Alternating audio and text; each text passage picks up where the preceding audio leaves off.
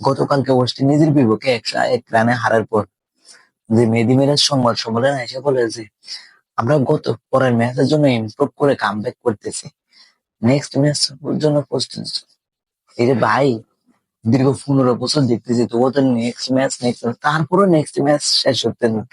একটা গাড়ি জং ধরে গেলে গাড়িটারে সিরিজ কাগজ দিয়ে ধরলে গাড়িটা যেভাবে জং থেকে যে জং উঠে না, সেভাবে তোদের বাংলাদেশ ক্রিকেট টিম রে ডলতে ডলতে ক্ষয় হয়ে দেবো। কিন্তু তোরা কখনোই কামব্যাক করতে পারবি না।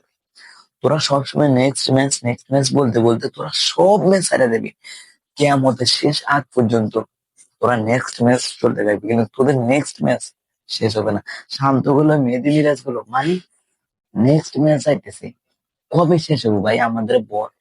যে তোদের একমাত্র যে গাড়ি যেরকম জং ধরে গেছে, তোদের সব প্লেয়ারদের জং ধরে গেছে।